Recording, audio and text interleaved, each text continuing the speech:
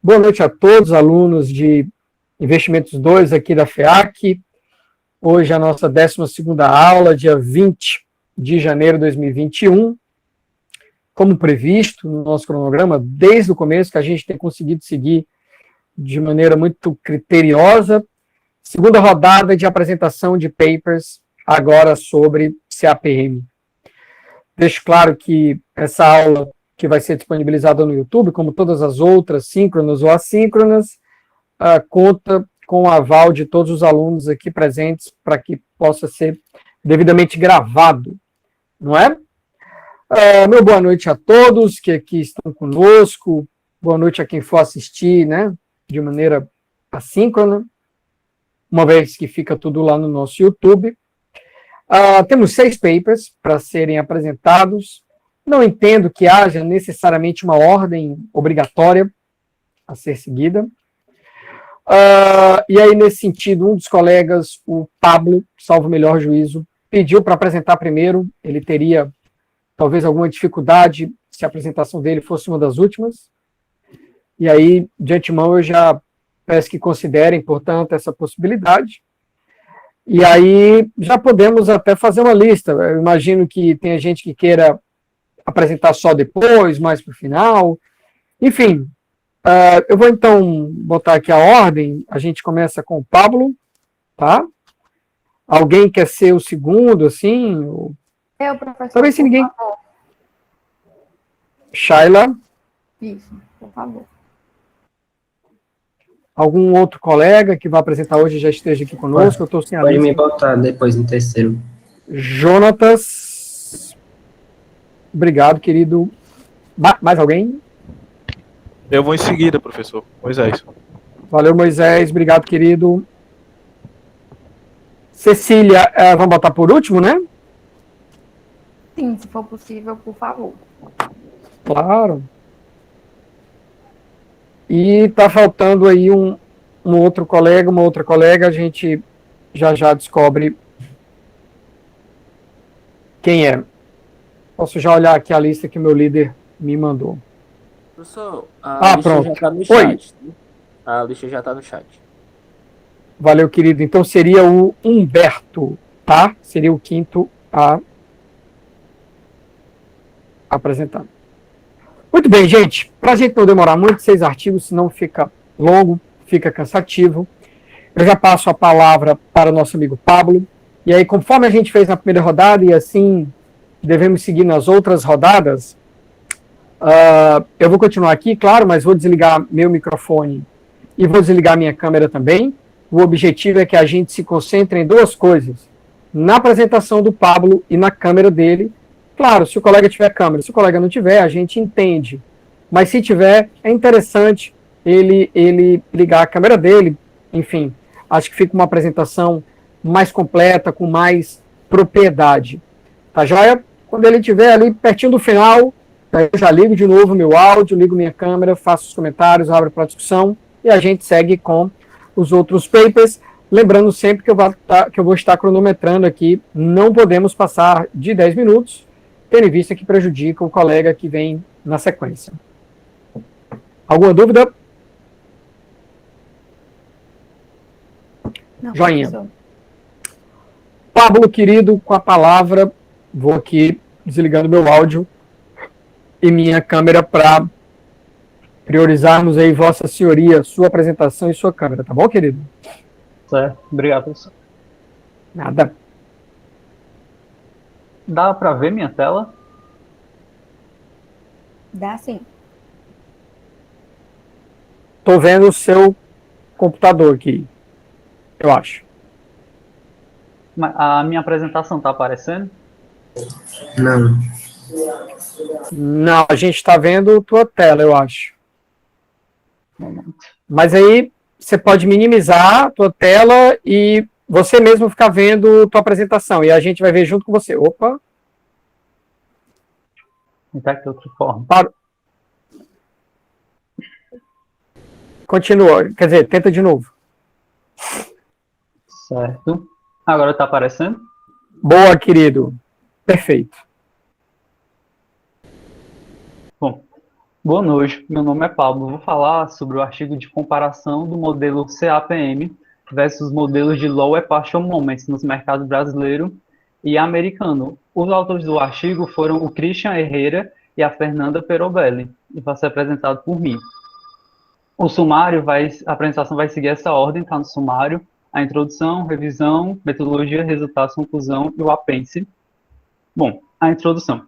As teorias modernas de apressamento de ativos se baseiam no comportamento do investidor perante incertezas. Essas incertezas se dão pela função utilidade e utilidade marginal do consumo, e na determinação do fator estocástico de desconto a ser utilizado na formação de preços. Em resumo, pode-se dizer que esta abordagem se pauta no estudo das expectativas dos investidores em ambiente de incerteza.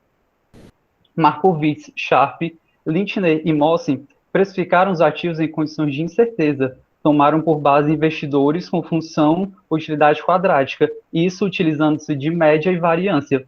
Posteriormente, já Robert Lucas, Britten e Lidzen, e Britten de novo, em 1979, propuseram novas metodologias de mensuração do retorno ajustado ao risco, alterando o problema de maximização, alterando a metodologia baseada no risco para a utilidade esperada e outros.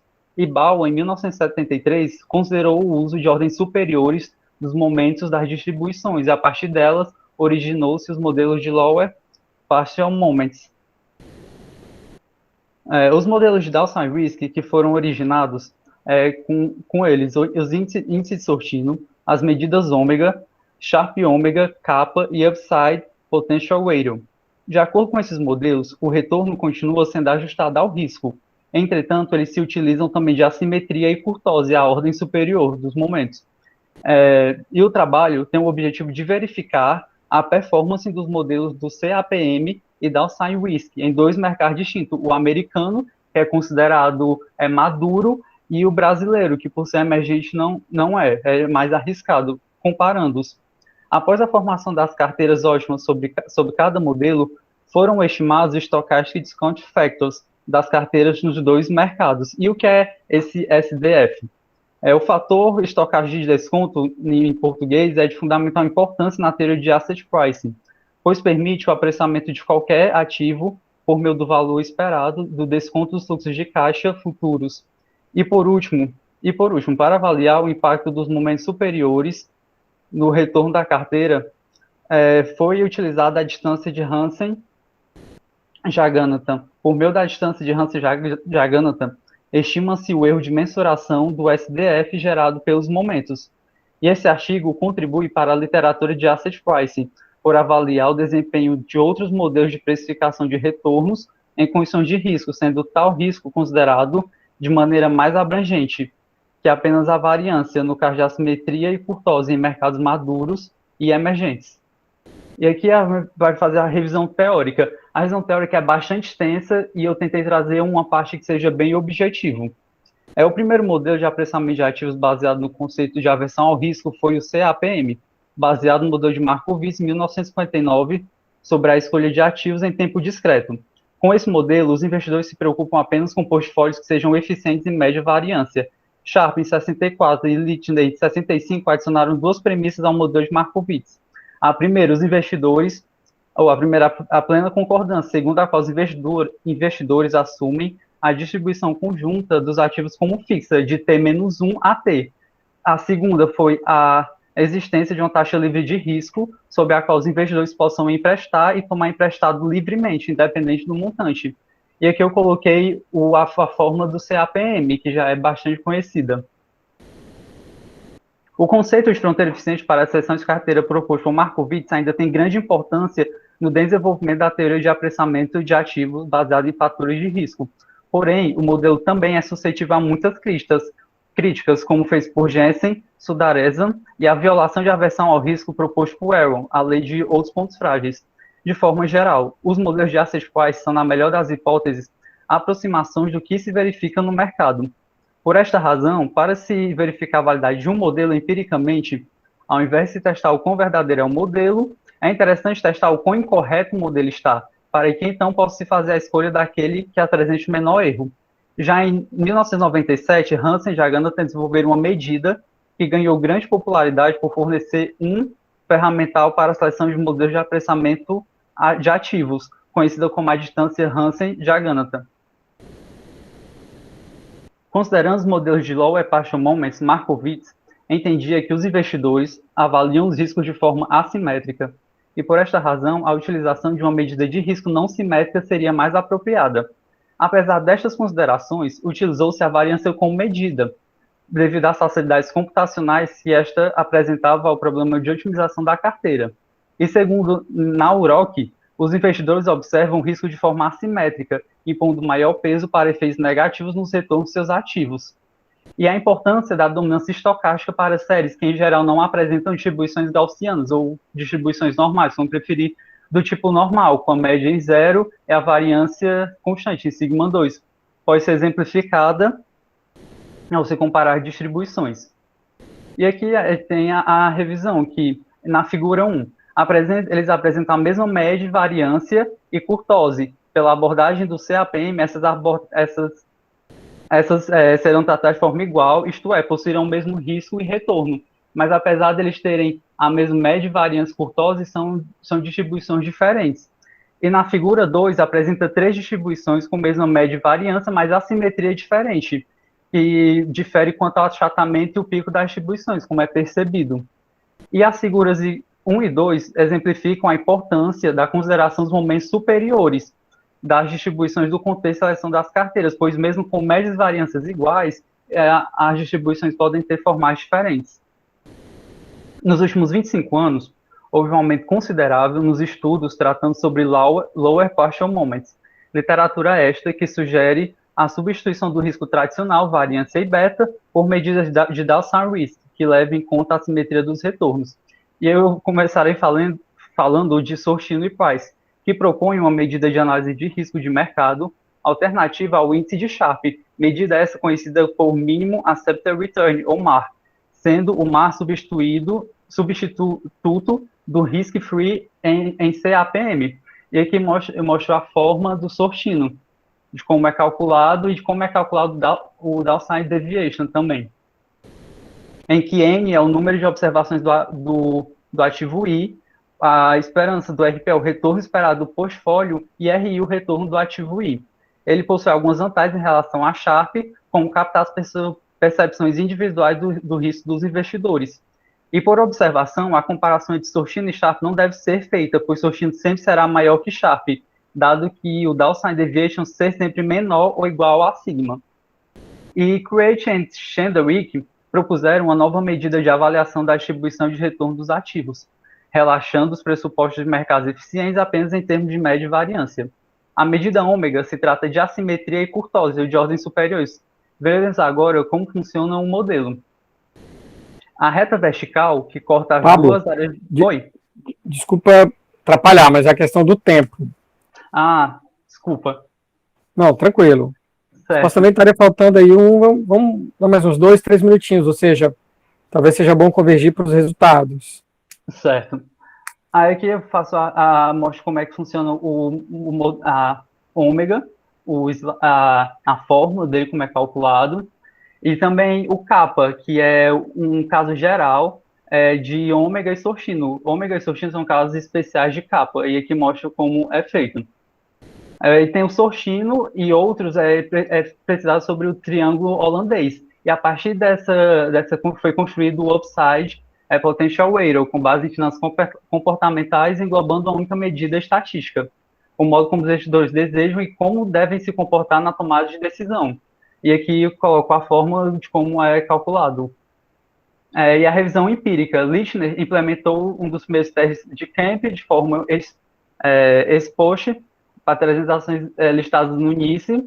Black testou o Kemp sem a presença de ativo livre de risco no mercado, utilizando dados mensais para todas as ações listadas, verificou que os beta geraram valores distintos daquelas previstos pelo modelo, além de que 2 fatores foram justificados, ocorrido, e Miller também fez o teste com o intuito de o risco beta, o risco não sistemático, e o terceiro teste com os 2 riscos.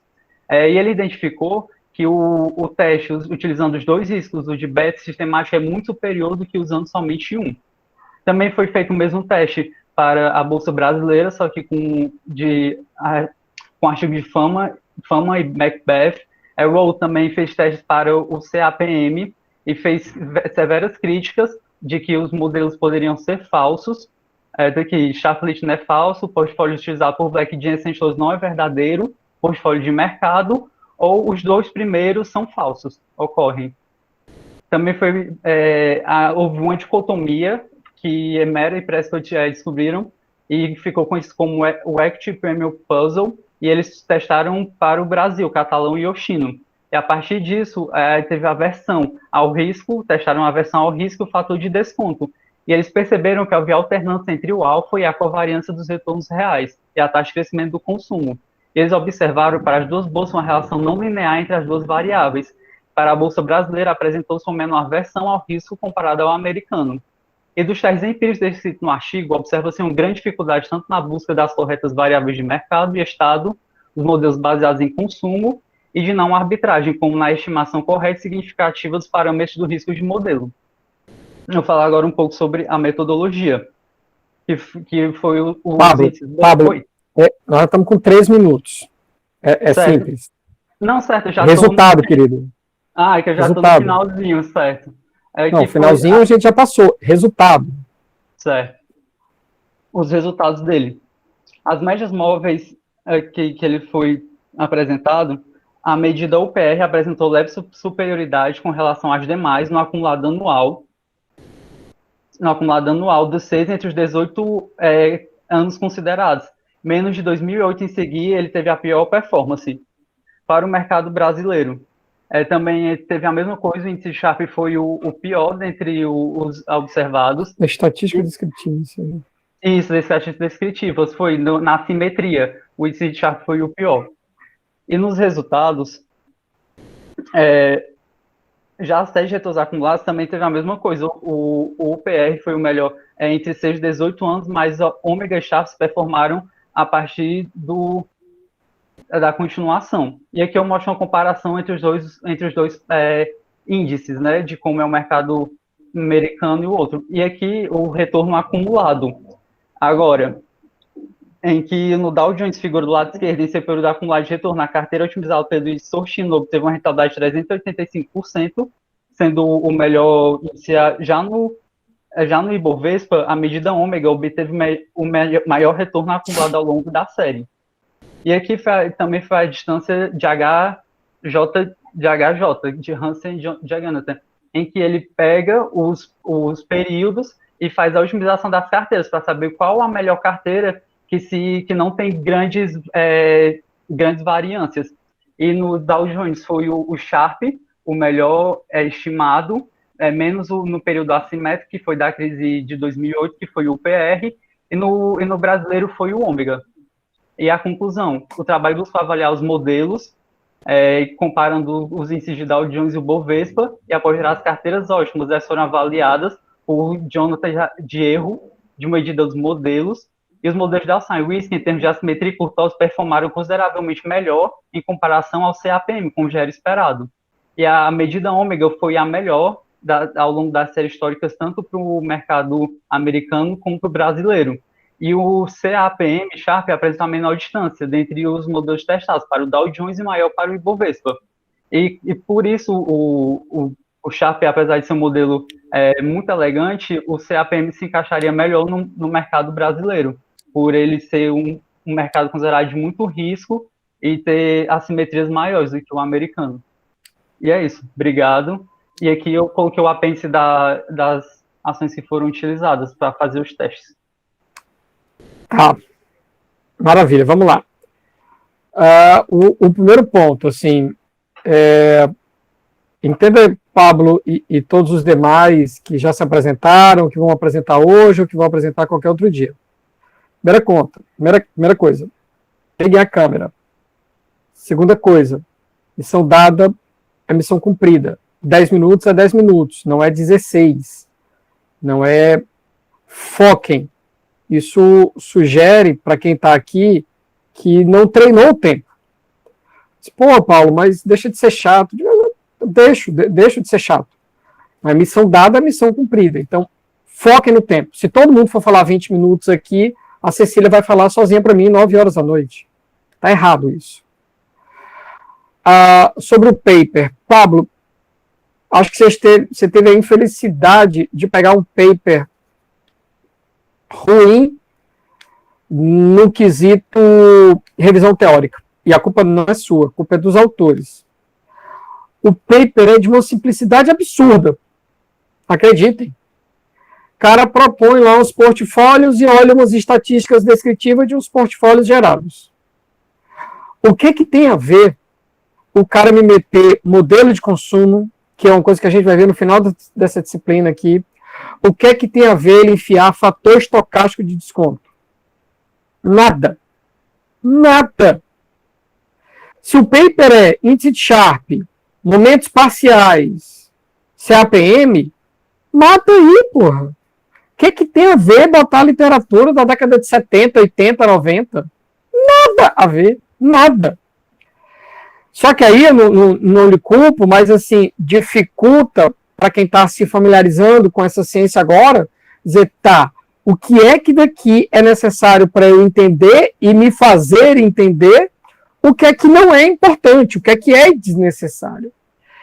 E aí acaba que sobrecarrega e compromete o teu cumprimento do tempo, porque você fica muito tempo falando sobre uma revisão de literatura que praticamente é a disciplina todinha de investimento 2. Alguém podia olhar, eu tenho certeza, nós temos aqui 26 pessoas, 25, né, porque eu estou dobrado. Alguém olhou assim, disse, que diabo esse trabalho tem a ver com o CAPM? Eu assisti 6 aulas do Paulo de CAPM, esse trabalho tem porra nenhuma a ver. E é isso. Porque os autores viajaram na maionese no que se refere a uma revisão teórica ou empírica, nada a ver com nada. Sabe o que é que isso aqui tem a ver com o Act Premium Puzzle do Mary Prescott? Nada. Ou seja, lhe induziu ao erro. Mas aí, quando estiverem diante de um desafio como esse, cara, eu tenho que me fazer entender em 10 minutos. Não faz sentido perder tempo abrindo ou explicando fórmulas, estatística descritiva e resultado. Porque senão o tempo não vai permitir. Tá? Não achem que eu estou aqui brigando, como às vezes eu falo com minhas filhas, mas orientando, com um pouquinho mais de experiência nessa questão acadêmica, em especial sobre asset pricing. Tá joia? Pablo, querido, nota máxima, não fique com raiva dos meus conselhos, eles são 100% construtivos, assim como eu dei conselhos para os colegas da rodada passada e continuarei dando. A gente está aqui para crescer junto e que da próxima vez você pegue um paper que lhe ajude. Porque o paper não é ruim, senão não teria colocado para vocês. Mas essa revisão teórica do paper é completamente desnecessário. Sabe quando tu quer explicar para tua filha que 2 mais 2 é 4 e tu começa falando de logaritmos neperianos, integral? Para quê? Usa os dedinhos. 2 mais 2, 4. Ela vai entender. Você não precisa complicar o arcabouço teórico para explicar uma coisa simples. Foi isso que o paper, infelizmente, fez.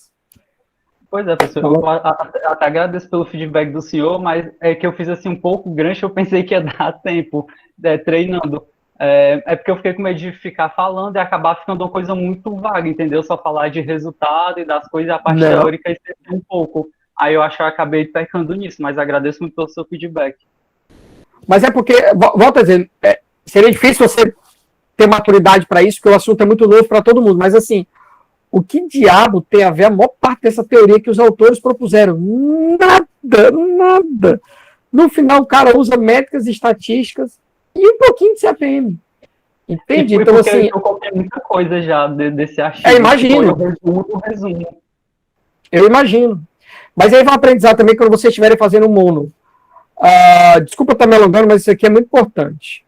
E é bom que fique gravado no YouTube. Esqueçam esse negócio nas ciências de business, de que trabalho bom é trabalho grande, e que eu tenho que encher linguiça, e que eu tenho que mostrar serviço para o meu orientador, e para a banca, e para a plateia, que eu escrevi 10 páginas de metodologia. Para quê? Provavelmente o que você está escrevendo é Ctrl-C, Ctrl-V do que está nos livros, e era desnecessário, floreado desnecessário. Foca. Eu tenho dissertações orientadas que têm 10 páginas, publicadas em A2 lá fora. Entendeu? E aí o mundo lê. Então, se você conseguir fazer algo grande de maneira rápida e inédita, melhor. Melhor. Então, assim, esse trabalho desses autores poderia ter metade do tamanho, muito mais simples, muito mais didático, seria muito melhor. Esqueça esse negócio de florear na mola de vocês no TCC como se isso fosse sinal de conhecimento. Não é. Acreditem. Sem mais delongas, Pablo, nota máxima, Shayla, na sequência, como prometido, vou desligar meu áudio e meu vídeo. Vamos focar aqui na minha amiga. Já vou pedindo desculpas, então, porque pelo feedback que o senhor deu à apresentação do Pablo, acredito que o senhor vai pegar em alguns pontos a minha também. Deixa eu compartilhar aqui minha tela.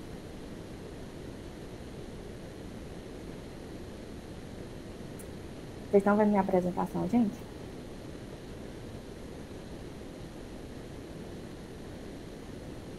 Yes!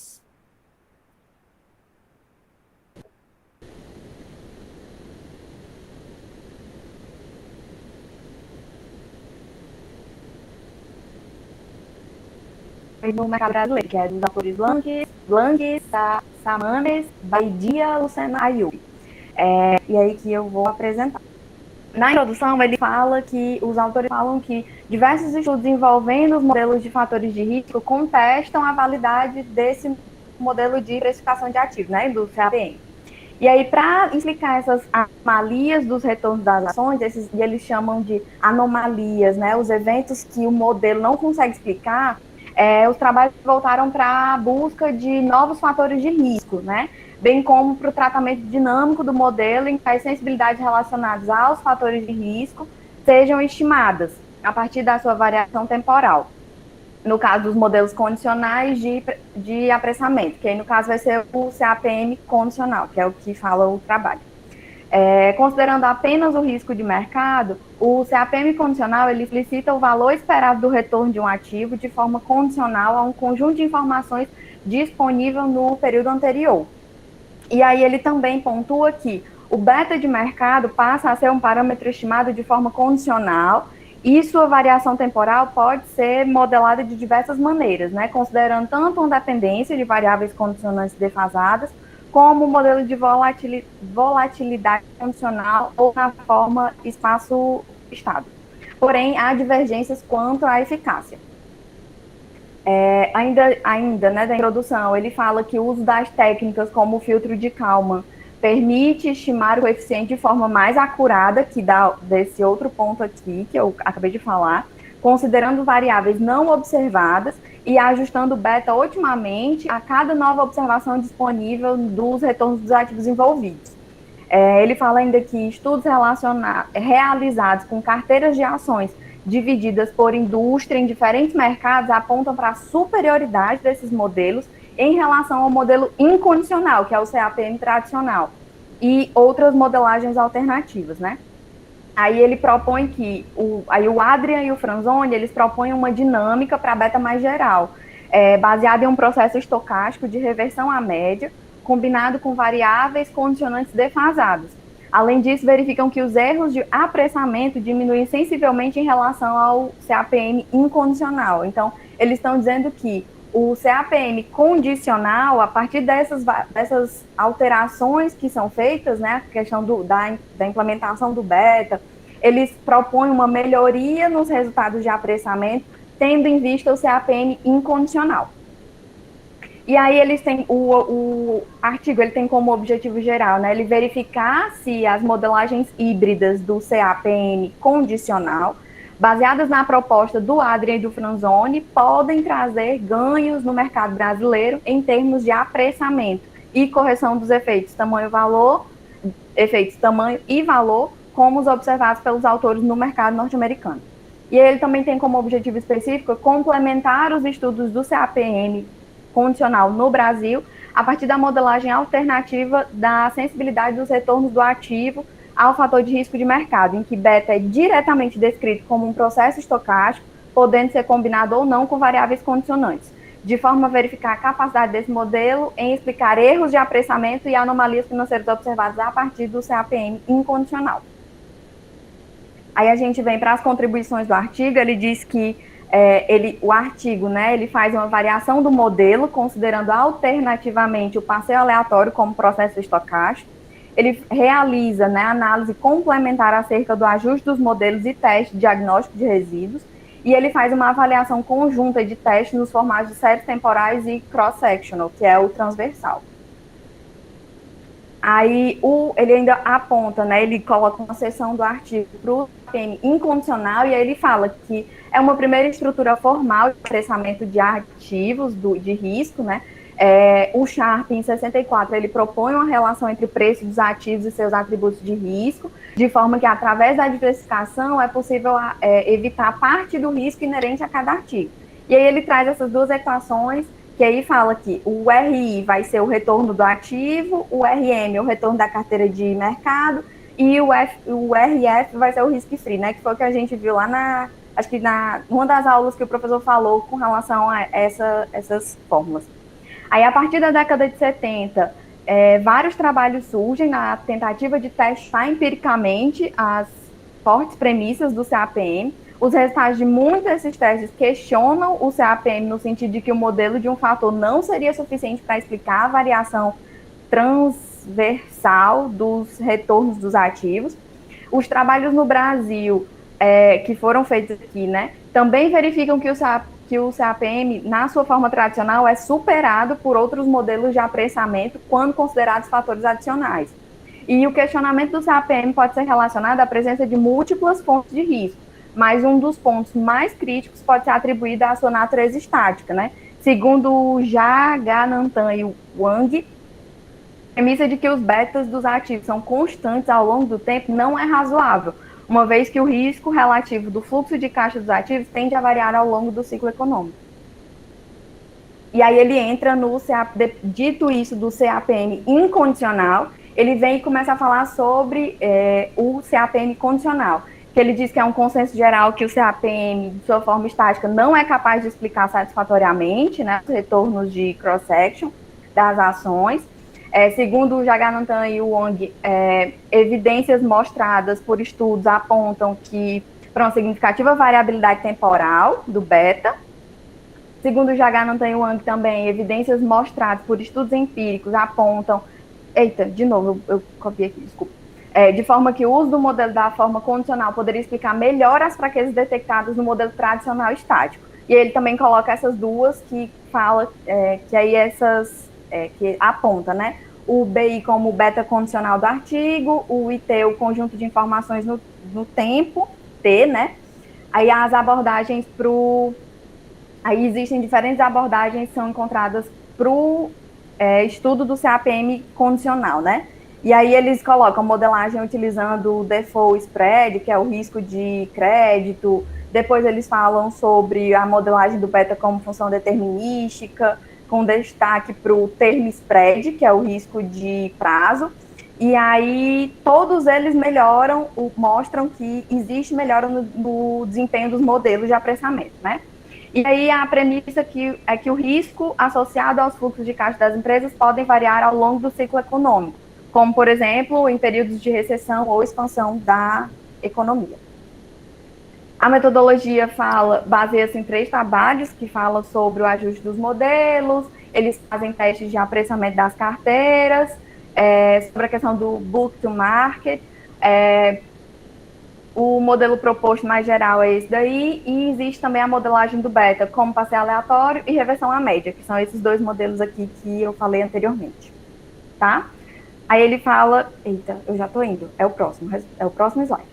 A estimação dos modelos é feita sobre o tratamento de regressão, com coeficientes variantes do tempo, o teste de apressamento foi realizado e o teste sobre a abordagem de cross-section.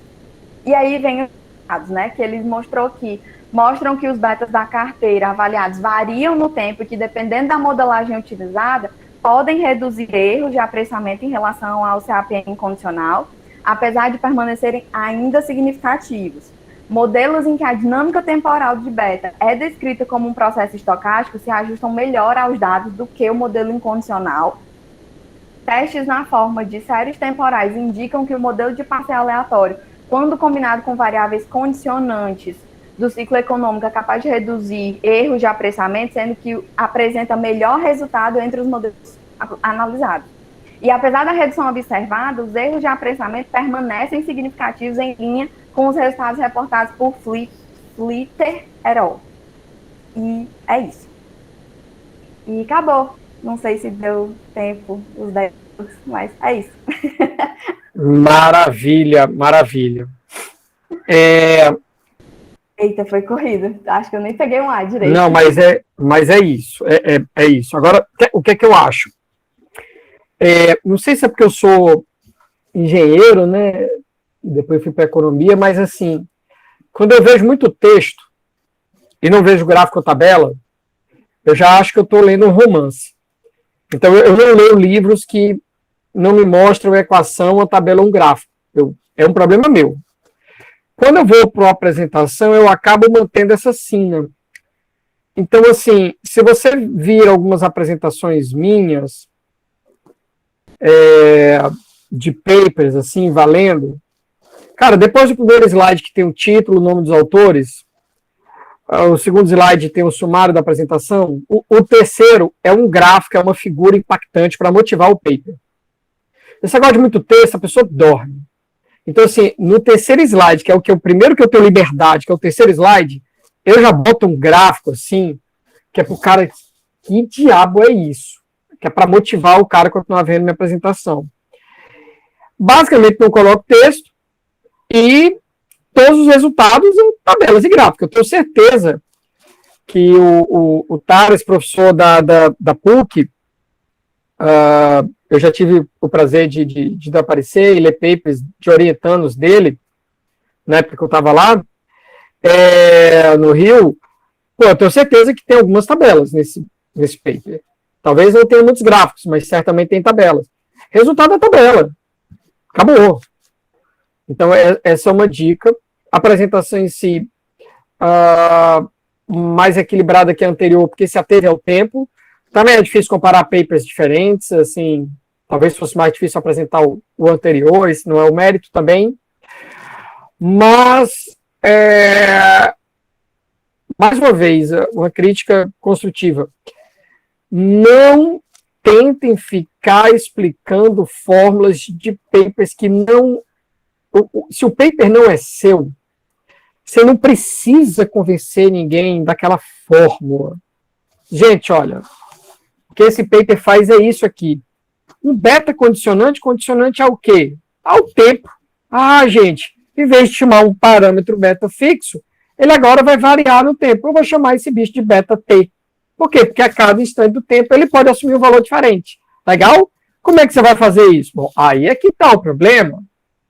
Ele vai misturar isso, vai botar um pouco de ciclo econômico, ele vai dar liberdade para o beta. Olha que coisa boa. Por que o beta tem que ser igual? E aí não precisa ir muito longe, né, gente? Quando o beta pode assumir valores diferentes e capta algo mais que o CAPM não capta, que é ciclo econômico, ele vai ajustar melhor o modelo, né?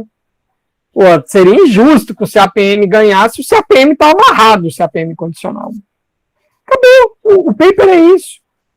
E aí ele traz um elemento novo. Olha, os erros continuam significativos, e isso parece que é uma coisa que os modelos de apressamento vão começar a olhar. Não basta rodar e dizer, é significativo o parâmetro ou não.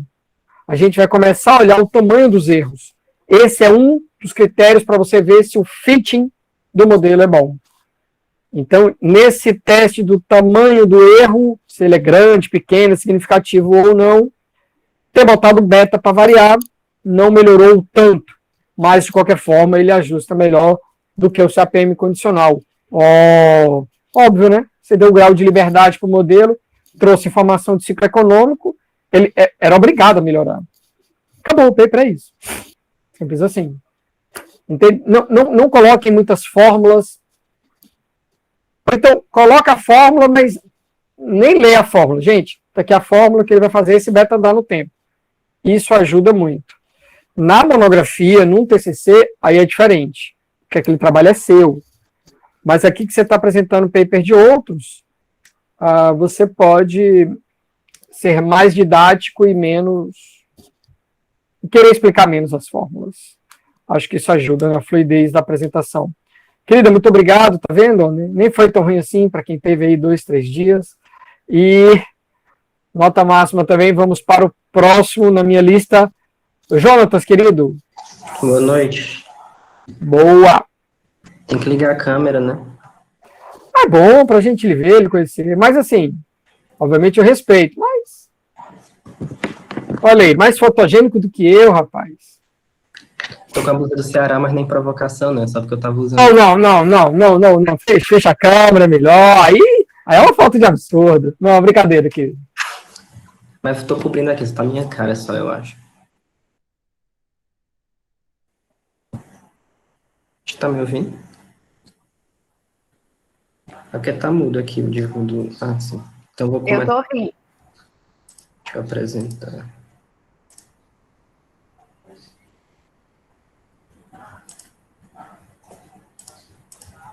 Tá dando pra ver? Tá carregando ainda. Ah, agora tá dando pra ver. Ok. Boa noite. Eu vou fazer a apresentação do. Só um momento. O paper que eu peguei foi Conditional Alphas and Realized Betas, da Valentira Conrad, Walter de Stas e Marcelo Fernandes. Qual é o objetivo desse paper? Ele quer pegar um alfa incondicional e saber se ele consegue ter algum lucro na bolsa para poder explorar distorções do CAPM, que seria um alfa maior do que diferente de zero. Aí ele vai fazer operações long em ações que possuem alfa positivo e short em ações com alfa negativo, que long é quando compra e short é quando você opera vendido. Aí ele faz uma breve explicação dos problemas do CAPM incondicional, que o que a colega falou anteriormente, que por ele ser muito travado, ele não permite que, às vezes, o alfa pode acabar sendo diferente de zero, porque o beta ele pode variar com variáveis macroeconômicas. Aí também também se apresenta que permite que o beta varie no tempo, ajuda a explicar o alfa significante. Aí, dado que as ações se tornam mais arriscadas quando tem períodos de recessão, já que o prêmio de risco ele se torna mais alto. Vou passar em embasamento teórico. A solução mais comum é assumir que os alfas e os betas incondicionais estão relacionados a outras variáveis, como as características das ações, da taxa de juros e dos spreads. Ele também cita alguns outros fatores. Jefferson, Siemens, Sarkisian apresentam 3 aspectos que a literatura aborda, que são: os betas de mercado variam ao longo do tempo de maneira significante, então não se pode assumir que seja só um beta do início da amostra até o final, porque ele tende a mudar com o passar do tempo. O alfa condicional é menor que o alfa incondicional, eu fiz um erro aqui, mas o alfa condicional é menor que o alfa incondicional, o que significa que os modelos condicionais de apressamento apresentam erros de apressamento menores, o que é uma vantagem, porque não é para o alfa ser tão absurdo assim, assumindo que os mercados sejam mais ou menos eficientes. Também falo que o modelo de apressamento condicional de ativos ainda possui um problema de não permitir que os alfas condicionais variem no tempo. Mas esse autor ele vai fazer uma metodologia que permita que o alfa ele possa mudar. Aí ele utiliza de 2 passos para estimar os alfas condicionais. Primeiro, ele adquire os betas ou qualquer outro fator de risco, usando dados de alta frequência. E no segundo passo, o alfa é estimado através do retorno das ações ajustado ao risco. Aí, nesse caso, a frequência dos dados é mais baixa. Aí ele explica nesse paper como é que faz a conversão de uma série em alta frequência para uma série de uma frequência menor. Ele pega alguns pilares assim da variável para poder fazer a estimação dela num período maior. Desta maneira, O modelo, dessa maneira, ele se torna mais robusto e flexível, permitindo que os alfas e betas condicionais não dependam linearmente de variáveis condicionais.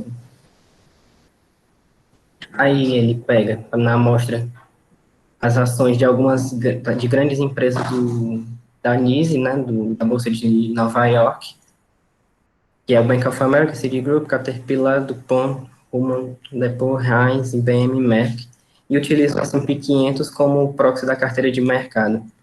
Os dados foram coletados de janeiro de 2001 a dezembro de 2008, com um total de 1915 observações, incluindo retorno diário e os betas efetivos das ações. Aí ele coleta também as variáveis macroeconômicas, outras mais técnicas, assim como a liquidez do mercado. Aí os autores assumem que esse método não levará a estimação mais eficiente, porém ele é muito mais conveniente por não necessitar que o alfa varie no tempo, porque na maioria das outras metodologias que ele menciona, o alfa ele tem que ser ele tem que sempre variar, enquanto nesse ele permite que o alfa seja constante por algum período. Aí ele, como falou lá nos objetivos, ele monta uma carteira de ações que opera comprada em ações com alfa positivo e vendida em ações com alfa negativo. Aí antes, ele relata alguns problemas desse modelo na prática, porque os alfas e os betas eles vão mudar diariamente. Então, na prática, a carteira teria que ser rebalanceada todos os dias, à medida que o alfa e o beta também for mudando.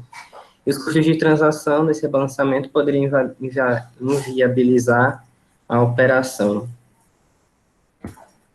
Os resultados, ele não é muito específico nos resultados, ele só fala que os resultados são promissores, mas que nem sempre um nível de informação maior vai fazer com que o portfólio possua um alfa condicional positivo. Então, mesmo com mais informação, a gente pode não conseguir um rendimento tão acima do índice de mercado. E obrigado.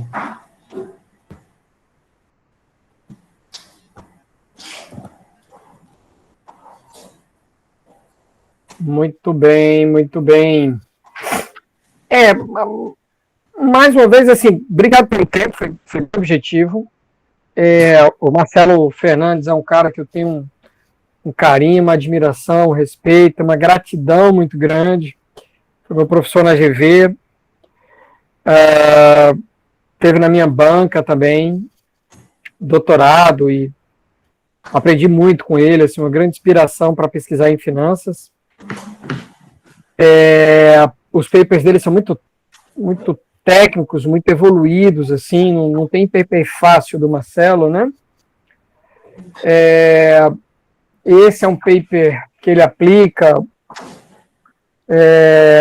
evoluções teóricas de outro paper dele, esse sim, bem mais aranhado, esse é mais digerível, esse aí, porque ele é mais aplicado. E a única ressalva que eu faria é o fato de, mais uma vez, vocês serem muito econômicos em tabelas e gráficos, e ficarem mais baseados em slides com textos. Tudo bem, é uma escolha, enfim. Mas eu acho que nesse meio acadêmico de finance, de economia, eu acho que na média o público prefere boas tabelas, bons gráficos, do que apenas bons textos. Tá? É um paper um pouquinho mais aranhado econometricamente, a questão da mudança das frequências. Então, um paper que, se for ler, não se martirize se não ficar tão cristalino numa primeira leitura, porque é um paper, de fato, tecnicamente, um pouquinho mais aranhado. Normal. Tá? Obrigado, Jonatas, nota máxima também, querido. Obrigado, professor. Na sequência, Moisés. Opa, boa noite, gente. Boa noite, professor. Beleza, compadre? Tudo bem, vamos aqui apresentar.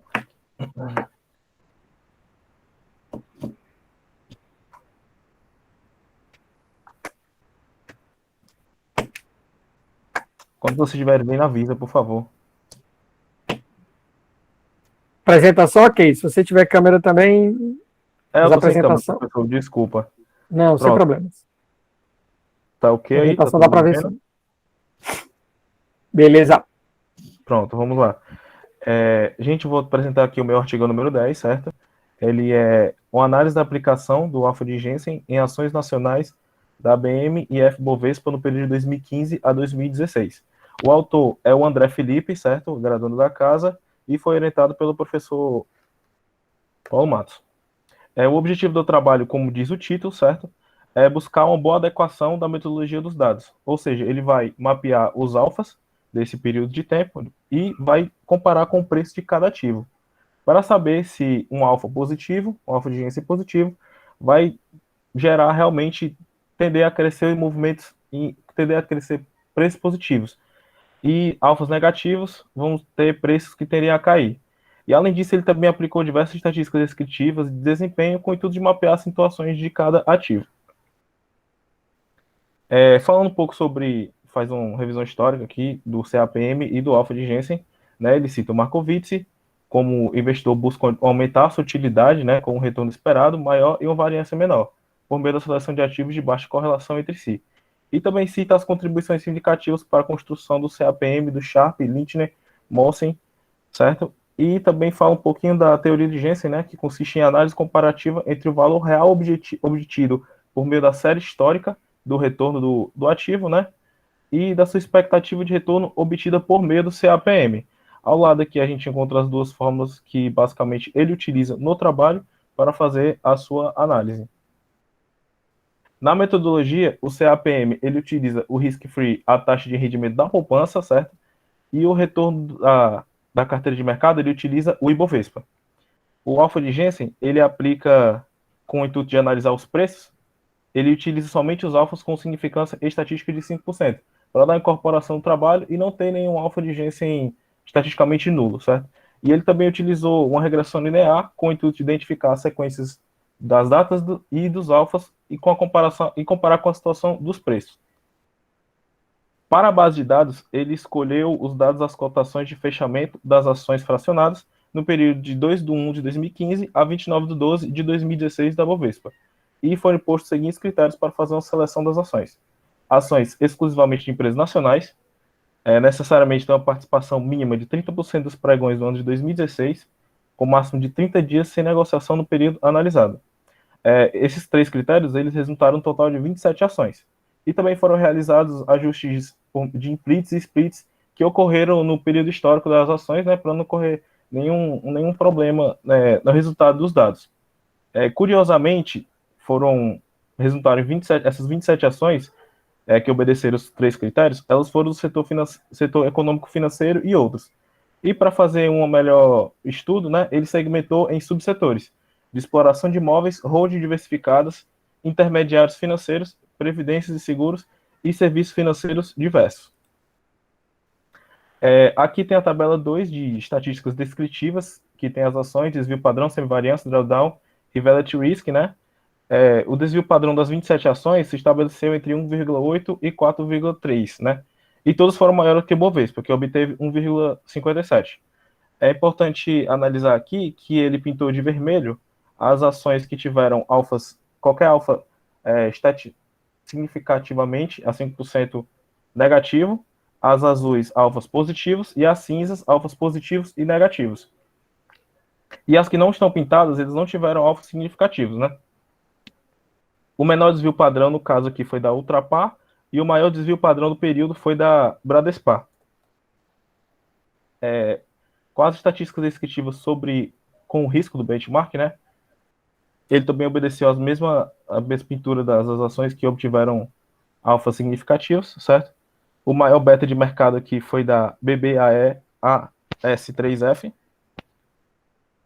com 1,5, e obteve o menor relative risk, com menos 34%.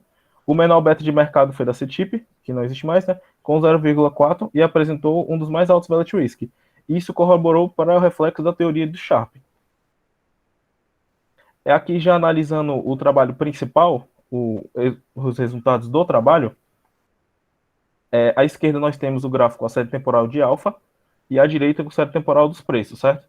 O BBAS3F apresentou 4 dias com alfas positivos e significativos, e ele obteve crescimento dos preços, como observado no gráfico 10, no gráfico à direita. Foi de 26 para 28.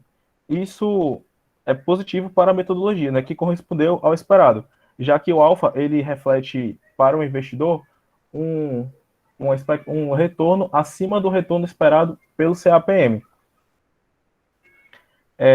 Continuando aqui no subsetor de intermediários financeiros, nós tivemos o ativo BRSR6F, que não houve adequação da metodologia inicialmente. No gráfico aqui à esquerda, nós observamos que alfas negativos, significativamente, né, estatisticamente significativos, obtiveram um aumento do preço. Ou seja, isso não condiz com a adequação da metodologia que ele gostaria. E, posteriormente, né, futuramente aqui, ele observou alfas positivos, mas esses alfas positivos também não tiveram adequação da metodologia, já que os preços caíram ao invés de subir. Entretanto, após esses alfas negativos e positivos, nós observamos aqui tendências de baixo, certo? E de alta nesse período pós-alfa significativos, entendeu? Isso é muito importante, é o critério que ele coloca, uma observação que ele faz durante esse trabalho, que por mais que não, nesse momento, nessa variação entre o primeiro alfa significativo e o último alfa significativo, ele fez essa variação. E por mais que nesse período não ocorra o aumento correspondente ao alfa, mas posteriormente teve uma queda ou um aumento correspondente ao seu alfa, positivo ou negativo. Trocando de subsetor aqui, indo para holdings diversificadas, na Bradespar, ele refletiu adequadamente a metodologia, tanto para alfas negativos quanto para alfas positivos. A gente observa aqui que inicialmente, nesse período de 13 de dezembro a mais ou menos 13 de março, ele teve vários alfas significativos, né, negativos, e na série temporal de preços, ele ocorreu uma queda brusca do preço, né, de 4,53 para 3,3. Isso é positivo, né, para a metodologia que ele quer aplicar. E posteriormente, no final da série temporal, também tivemos alfas significativos e positivos, e que responderam à série temporal do preço, que foi de 9,30 para 12,40, refletindo novamente a adequação da metodologia dele. Continuando aqui em hold diversificados, nós temos a Ultrapar Participações, certo? Que refletiu a adequação da metodologia. Pouco, mas refletiu. Tivemos um alfa positivo aqui, certo? Que refletiu numa pequena variação positiva da ação. Entretanto, posteriormente, observamos uma queda não mapeada pelo alfa, aqui, né, na série temporal dos preços. Mas no período em questão que ele analisou o alfa, nós tivemos a adequação da metodologia. Mudando aqui para serviços financeiros e diversos, no ativo da CETIP, analisando o preço sobre o alfa positivo, acarretamos na não correspondência com a metodologia. Porém, observamos uma tendência de crescimento de preços após a indicação do alfa positivo. Ou seja, nesse dia aqui, 13 de janeiro, mais ou menos, tivemos um alfa positivo e significativo. E na comparação com o gráfico de série temporal, obtivemos uma queda do preço, significando que não correspondeu à metodologia proposta pelo autor. Seguindo para a Previdência e Seguros, no ativo Sula 11F, podemos observar um crescimento real no preço durante o período indicado com alfas positivos. Nós tivemos alfas positivos e significativos nessa data, na série temporal, que foram correspondentes ao aumento do preço na série temporal do preço, corroborando novamente para adequação da metodologia que ele propôs. Considerando finalmente, o estudo buscou observar os preços das ações em relação aos seus alfas e analisar suas movimentações.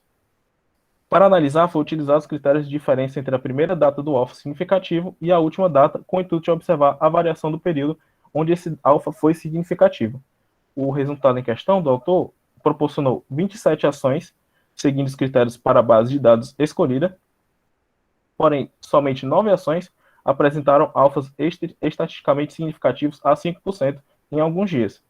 E em 6 das 9 ações analisadas, a aplicação se deu de maneira totalmente satisfatória, ou seja, o alfa positivo correspondeu ao crescimento do preço.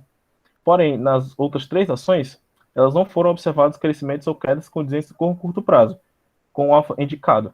Porém, pode-se perceber um crescimento ou queda em um período mais abrangente. E é isso.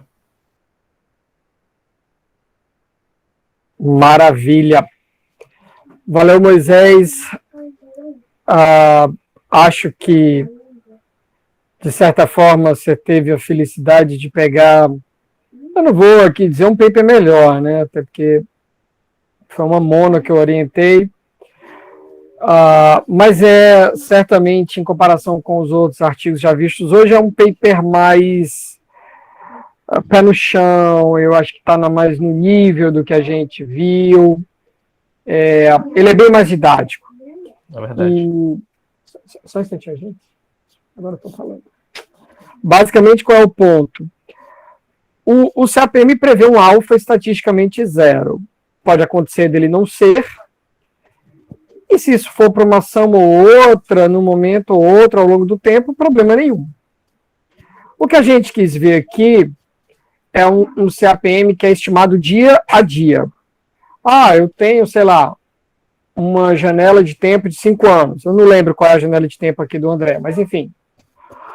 Eu não vou rodar um CAPM por 5 anos. Eu vou rodar um CAPM padrão ouro, 1 ano.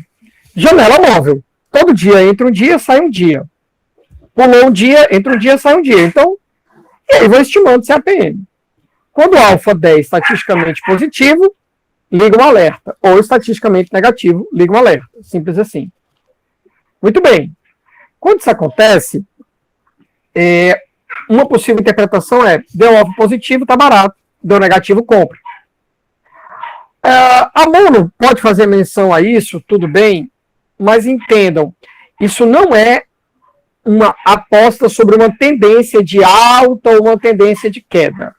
A interpretação do modelo CAPM para um alfa positivo, e o mesmo vale para o negativo, é um desequilíbrio momentâneo, e uma vez que o equilíbrio se restabeleça, a ação volta para o preço de equilíbrio.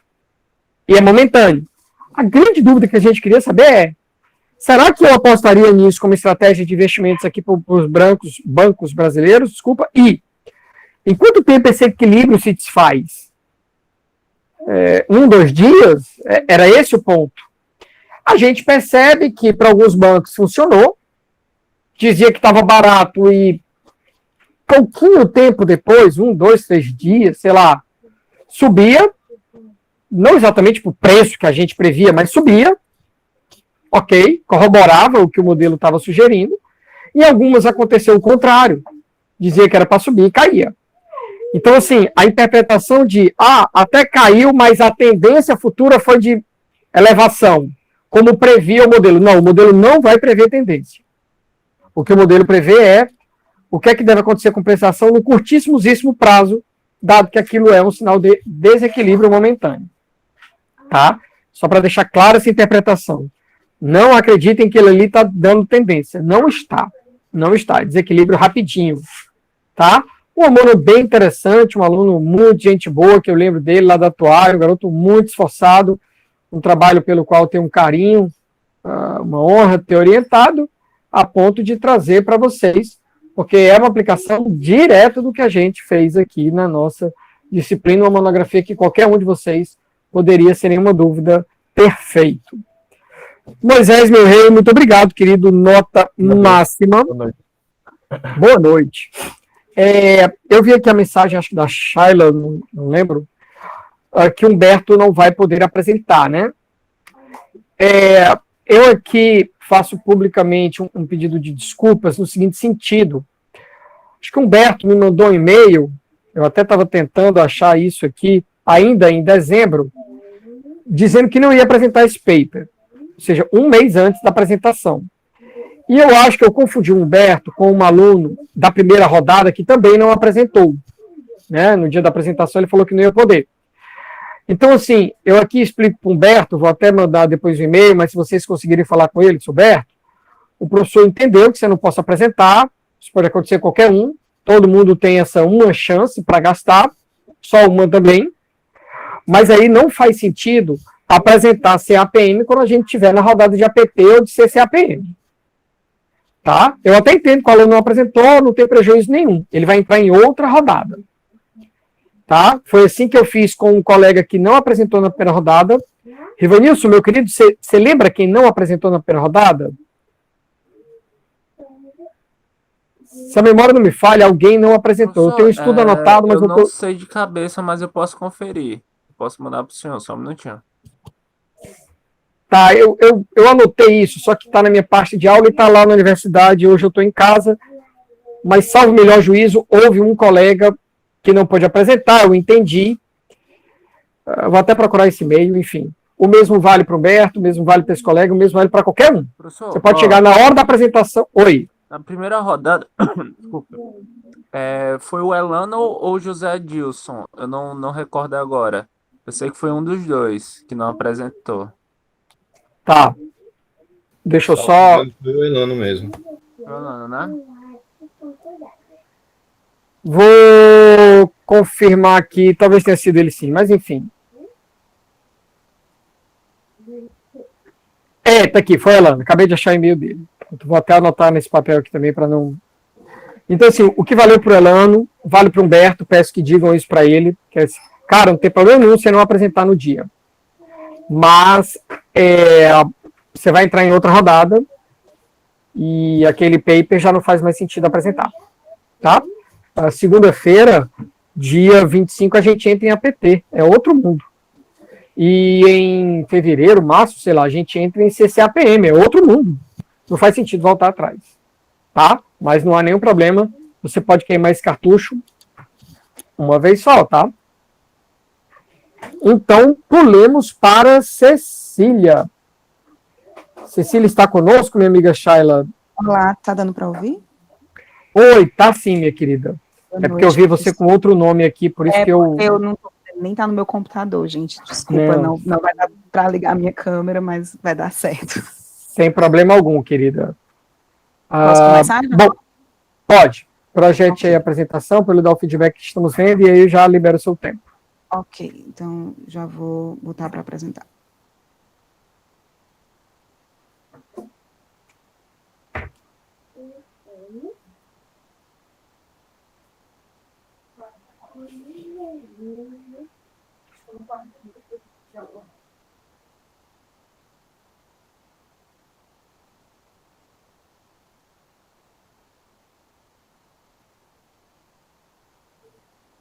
Tá aparecendo aí?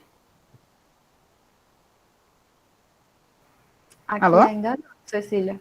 Não? Pra mim Não, ainda não apareceu, não. Pronto, agora começou, agora deu certo. Agora tá.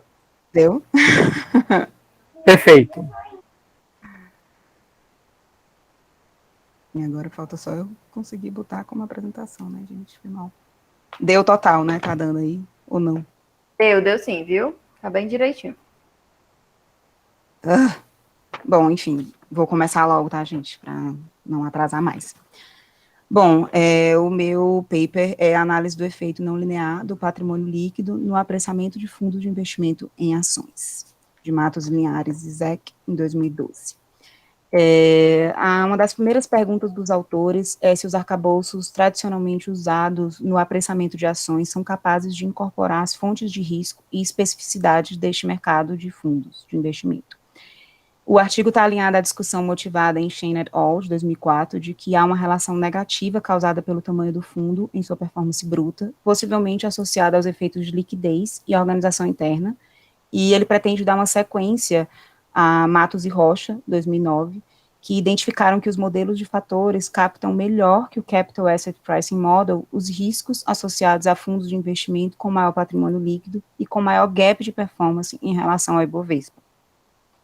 A sugestão dos autores é o uso de um arcabouço não linear para o CAPM, o Threshold CAPM, no apreciamento e previsão de um painel com 75 fundos de investimento em ações no Brasil para o período de janeiro de 98 a dezembro de 2008, visando mensurar o grau de robustez da evidência obtida anteriormente, além de evidenciar a existência de algum padrão comum aos fundos de investimento que os fizessem ser modelados de forma mais adequada a partir de efeitos lineares causados pelos níveis do patrimônio líquido dos respectivos fundos. Gente, eu vou pular muitas coisas, tá, para poder caber em 10 minutos.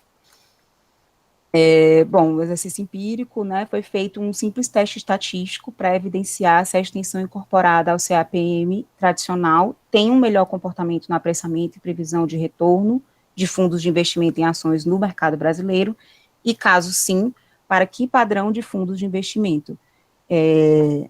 Foram extraídos do site Fortuna a todos os dados que eles precisaram, as séries temporais de retorno nominal e patrimônio líquido de todos os fundos de investimento em ação classificados pela Ambid e em atividade no Brasil, de janeiro a dezembro de 98 a 2008, né, compreendendo, assim, 132 observações ao longo do tempo para 75 fundos de investimento, cujos nomes e respectivos códigos estão aqui listados na tabela 2, constam também os indicadores de overperformance, acumulada em termos absolutos com relação ao Ibovespa e os respectivos valores médios de patrimônio líquido, sendo possível observar que dos 75 fundos analisados, 42 possuíram uma melhor performance quando comparado à principal carteira de mercado no Brasil. Do IBGE foi utilizado o IPCA como índice de inflação, com uma média de 6,57% ao ano e volatilidade anual de 2,97%. O modelo benchmark aplicado nesse estudo foi o CAPM, de acordo com a relação que vocês podem ver aí na tela. Foi usada uma extensão do modelo, no qual os parâmetros variam de acordo com o nível da variável patrimônio líquido, permitindo diferentes relações entre o retorno excedente do ativo e da carteira de mercado, onde cada relação ocorre no que pode ser definido como regime. Assumindo a existência de 2 ou 3 regimes, as extensões empregadas, chamadas de threshold CAPM, podem ser descritas dessas formas aqui, né, A3 e A4. A técnica econométrica de estimação utilizada foi a dos mínimos quadrados ordinários, onde, visando obter robustez às violações básicas de heterossedasticidade e autocorrelação, adotou-se a correção para a matriz de variância-covariância proposta por Newey e West, válido particularmente para amostras maiores, né, para amostras grandes. Como teste de hipótese, fez-se uso das estatísticas T para analisar a significância dos coeficientes alfa e beta. Os resultados para o painel dos 75 fundos de investimento seguem aqui na tabela 4, mas antes, posso mostrar aqui rapidinho a tabela 3, que consiste em uma ferramenta auxiliar para indicar a posição relativa de cada um dos 75 fundos em cada uma das tabelas de resultados de regressões, considerando a overperformance acumulada absoluta e o patrimônio líquido médio. Aí, assim, facilita a visualização de evidências ou padrões nas capacidades de apressamento dos modelos em questão dentro do cross-section. Para identificar esses padrões, a disposição é tal que cada uma das 5 partições de patrimônio líquido médio aqui, né, são subdivididas em 15 partições formadas com base na performance acumulada. Na tabela 4, a gente vê aqui o parâmetro beta, que é associado à única variável explicativa, que possui significância estatística a 5% para todos os 75 fundos de investimento analisados, sendo possível observar que os valores para tais medidas de sensibilidade ao risco de mercado estão oscilando entre 0,51 e 1,18 aproximadamente, com uma média um pouco inferior a 1. Os coeficientes de determinação R2 de todos os fundos em questão apresentam valores de considerável ordem de grandeza para um modelo com apenas um fator de risco, indicando uma robustez de relevância do retorno excedente do mercado com variável explicativa. A única exceção foi o fundo Tele, que apresentou um R2 praticamente nulo. Por 75 fundos de investimento analisados, 26, a gente pode ver aqui, apresentaram alfa significativo, com a maioria apresentando um valor positivo para esse parâmetro de performance ajustado pelo risco. Em termos de padrão, a gente pode ver que a concentração dessa significância está na região direita e inferior da tabela 4, né, aqui, ou seja, fundos com estratégia ativa, com elevados níveis de ganho e tamanho, com elevada ordem de grandeza. Esse resultado corrobora as evidências anteriormente obtidas em Matos e Rocha. Nas tabelas 5 e 6, a gente vê os resultados com 1 e 2 thresholds, respectivamente. No que se refere à capacidade de explicação, mensurada pelo R2, é possível detectar uma sutil piora do valor desse indicador quando do uso do CAPM não linear comparado ao modelo benchmark. Apesar de se manter o valor médio, para a maioria dos fundos, a explicação oscila entre 0,2 e 0,98.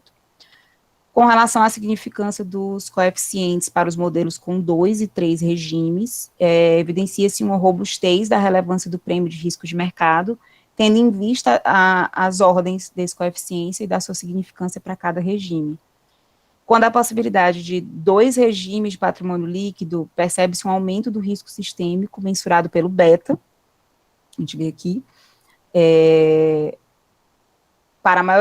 na maioria dos fundos analisados, né? Havendo 3 regimes, o beta reduz do regime com patrimônio líquido mais baixo para o regime intermediário, né?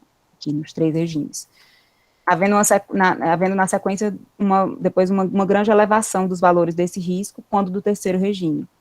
De uma forma geral, o risco sistêmico para um mesmo fundo aumenta quando ele passa a ter níveis de patrimônio líquido muito elevados.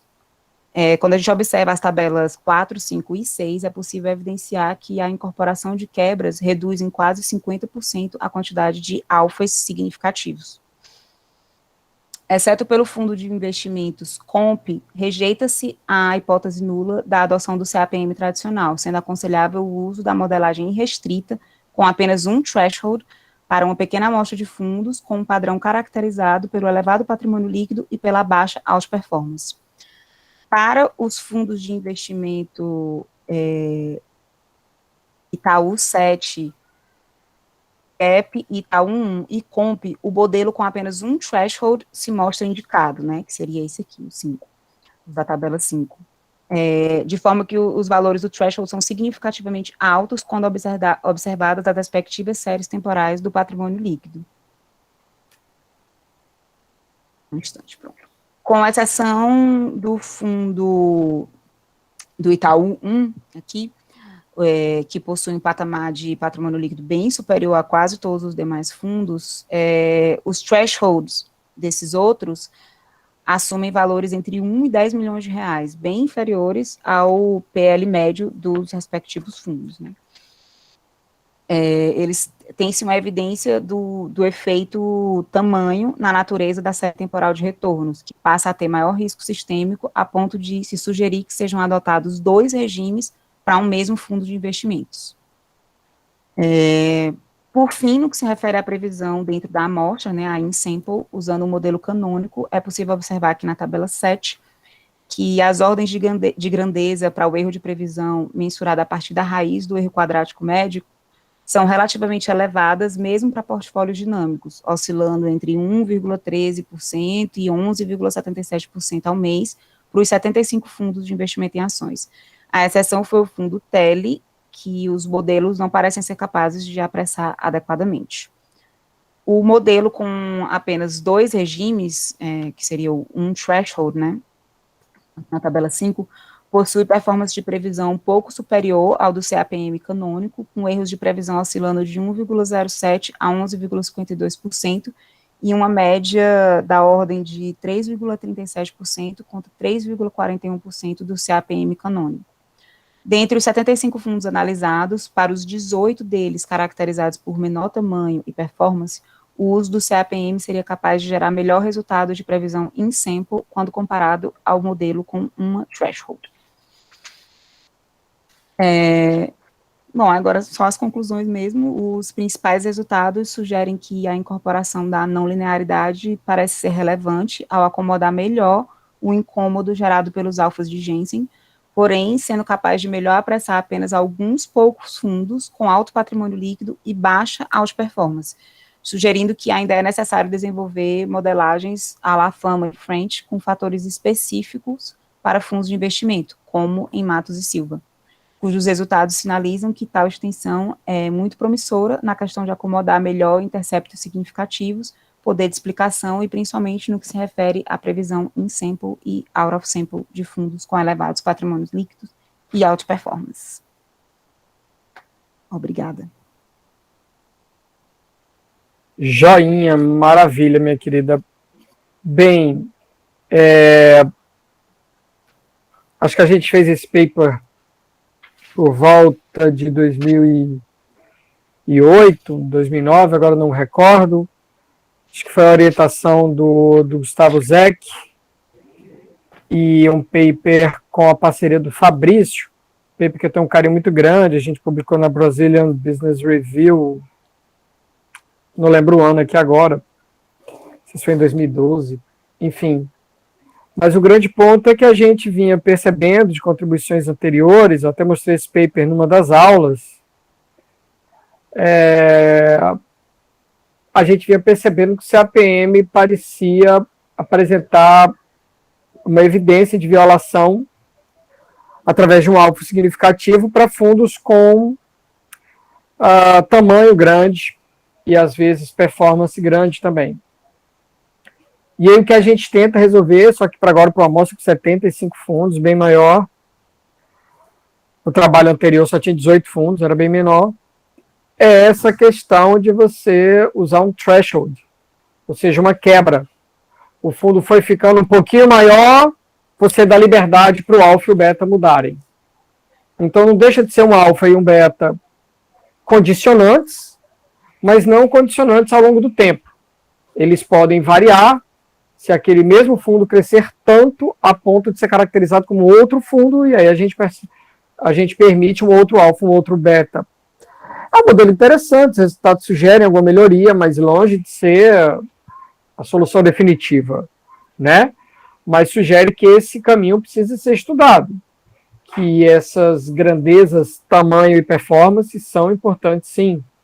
E é isso que a gente faz num outro paper que vai ser apresentado em APT, que é o nosso próximo assunto que começa segunda-feira, que é o paper do Vandermon e do Felipe, paper que deu o prêmio para a gente, né?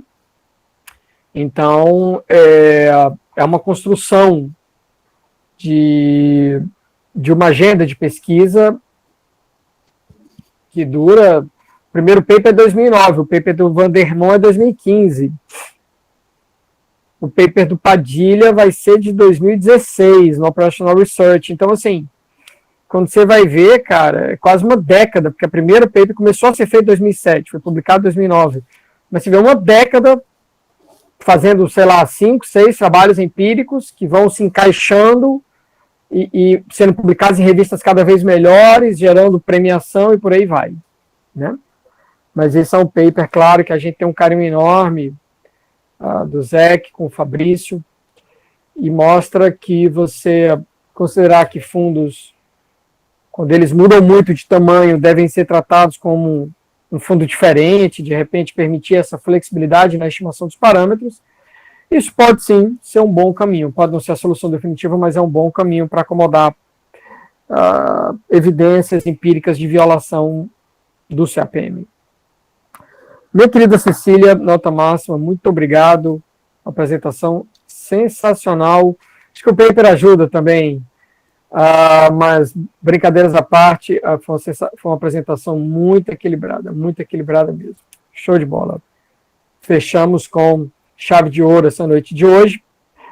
Segunda-feira a gente começa a PT, nossos encontros assíncronos, né? São 6 encontros de APT. E aí, acho que depois do carnaval, temos aí 2 rodadas de APT. Semana que vem eu distribuo quais são os papers para vocês já fazerem os sorteios e por aí vai. Tá?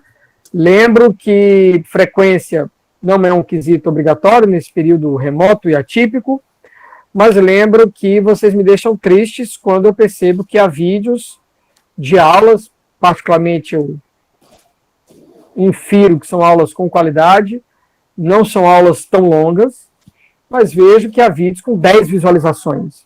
Uma aula síncrona com 10 visualizações significa que 75% da turma não assistiram. Isso é grave, não é bom. Não é bom. Tá? Preciso que vocês estejam juntos de mim para que dê certo. Para que eu continue mantendo a mesma fórmula de composição de nota, enfim... Eu preciso que a gente esteja junto.